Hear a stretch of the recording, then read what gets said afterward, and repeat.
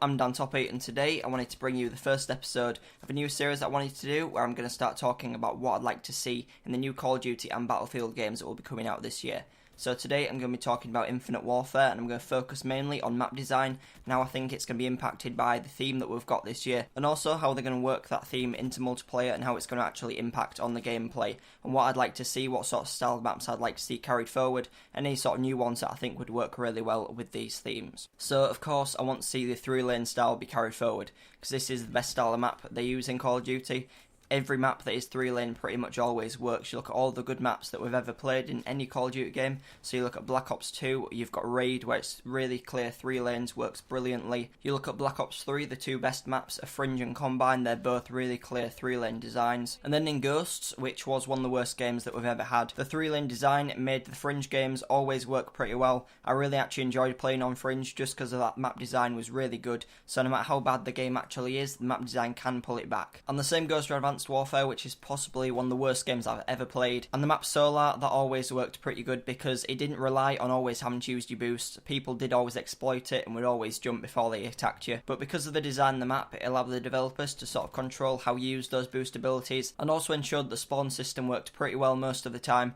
because of the boost abilities, and you could move a lot faster across the map, and they hadn't quite got the spawn system working well at the start of the game. It did mean that sometimes you would get bad spawns where people were on top of you, but by the end of the game this was one of the few maps I actually enjoyed playing in Advanced Warfare. But the issue is, with the space theme that we've seen just from the single player gameplay, is that if we're outside of the ship like we do see in the single player gameplay, then there is really no structure they can use, so you don't have that 3-lane design, you don't really have any sort of design, you're just floating around in space and you can shoot anyone. All they can really do is block you off from the other enemies and other spawns. So I can't really see how any maps out in the open of space would work in multiplayer. I really hope they don't try and do it, because those maps just won't work. They can put you inside of a ship because they can then control the maps and it will flow a little bit better. But although this would help them to structure the game and structure the maps a lot better, it would limit how well they can use the boosting abilities, which I think they did want to use quite a lot of in Infinite Warfare, just because it is supposed to be set so far in the future, even further ahead than Black Ops 3 is. So I think they want to be making the most of it like they did in Advanced Warfare and in Black Ops 3. So I think it's going to be most likely that we'll be seeing most of the maps being set on a planet, because this way they can maximise the use of the boost abilities on the maps and give special areas where they work out really well. But it means they can still give the map the same sort of structure that we have at the moment, which should help to limit the pace of the gameplay, because that was the main issue with Advanced Warfare.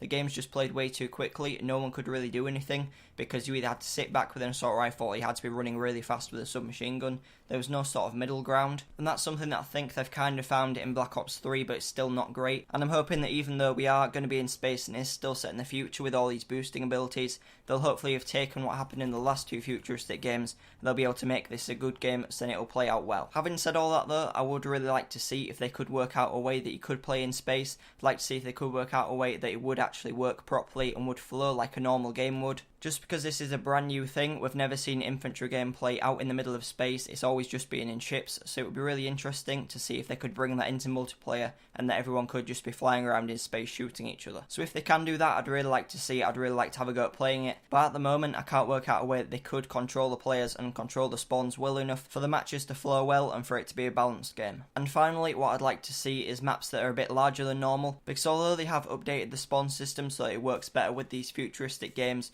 where we do have the boost abilities so we can move across the map faster, the maps need to be bigger than a normal COD game, because you can move across the map so much quicker, which means you can influence spawns really quickly after you've been respawned, and this just means that the spawns keep on flipping out and it isn't that consistent. Black Ops 3 has done this pretty well, so I hope that Infinity Ward are working with Treyarch to take their spawn system and put it into their game. But I would like to see the larger style maps, because for the last two games, because they have been so fast paced, submachine guns have been really dominant, and I'd quite like to see the assault rifles coming back in and being the most dominant gun on the game. Because when you look back at Black Ops 2, the assault rifles were the most well-rounded weapons and were really high damaged, so you did like to use them over a submachine gun a lot of the time. And if you did choose to use a sub, there was only really two guns that were really viable in the sub category, and that was the MSMC and the Scorpion Evo, just because they were the two most powerful and they could actually stand up to the assault rifles. You had no chance of outgunning at range against something like an AN-94 or an M8, but because of the movement speed you could get up behind the enemies, and they were really good flanking weapons. So I'd like to see this type of play come back into Infinite Warfare, where we can really use the guns to the best of their ability in the situations where they should really be used. But that's the sort of thing I want to see changed and also carry forward into the new Infinite Warfare map. So for multiplayer,